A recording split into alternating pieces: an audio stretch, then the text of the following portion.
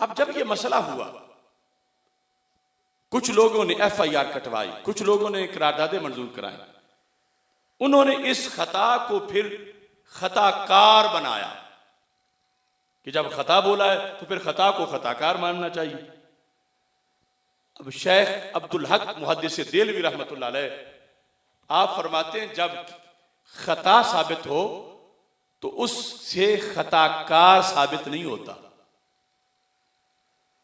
ये कितने जसूर निकले ये लोग जो शरीयत की रोशनी में जहां लफ्ज खता था और उसमें पहले शान बयान की गई कि किस चीज को खता कहा गया, बयान करके फिर शान बयान की गई कि उनकी शान ये है कि जिनके जिगर का टुकड़ा थी उनकी हदीस सुन के सरे तस्लीम खम कर लिया।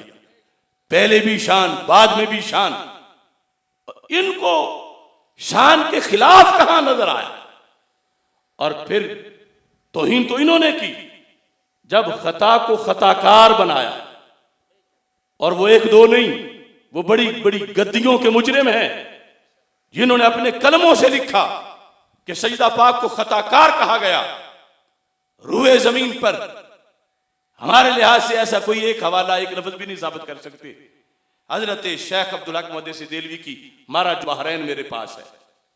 शरीयत और तरीकत जहां मिलती हैं उसका फैसला लिखा है इन्होंने। माराज बहरैन शाह अब्दुल हक मुहद्दिस देलवी की इस किताब का 68 नंबर सफा है।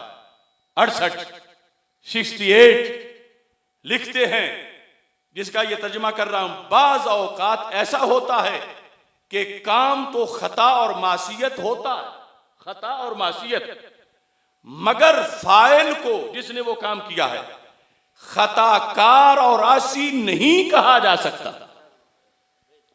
खताकार और आसी, सारे बोलो खताकार और आसी। अब मैं उन सारे पीरों को, मुफ्तियों को ये हवाला दिखा रहा हूं, ये मुझे कोई इसके मुकाबले में हवाला पेश करे। ये कहते शादू नाई से पूछो, अगर उससे नहीं तो जल्लू त्रिखान से पूछो। मैं कहता हूं शाह अब्दुल हक से पूछो, दाता साहब से पूछो और पलट के हदीस पढ़ो। तुम क्यों किसी के आलाकार बने? अरे उर्फ तो यही होता है ना।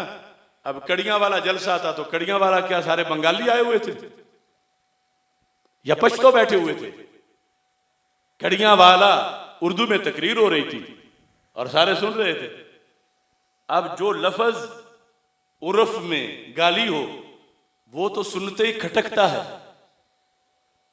और खटके जो सजदा पाक के लिहाज से बंदे बोल पड़ते हैं।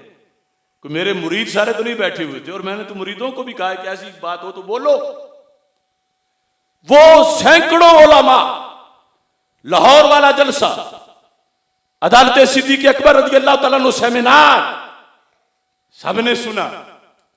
लाहौर में बैठे हुए भी काबिल वाले लोग नहीं थे, सारे लाहौरी थे, इर्द गिर्द के थे। फिर लाइव चल रहा था, फिर दूसरे दिन चला, हफ्ता गुजरा, महीना गुजरा, 3 महीने गुजर गए। अगर उर्फ में भी इसके अंदर कोई गड़बड़ होती तो कोई तो फड़क उठता, कोई भड़क उठता, कोई फोन करता, कोई किसी अपने आलिम को कहता, कोई कि मुझे ये बात अच्छी नहीं लग रही, मुझे चुभन हो रही है। 3 महीने तक आज भी तुम्हें कोई बंदा नहीं मिलेगा उस मजमे दोनों का या जिन्होंने तकरीर सुनी हो कि नहीं हमें उस दिन लगा था कि लफ्ज सकील है। एक भी नहीं बोला।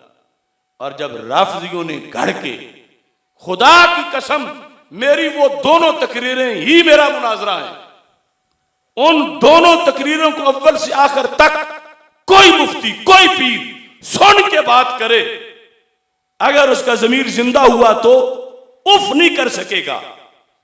इतना कुछ बयान करके हमने ये लफ्ज बोला, इसकी शान है।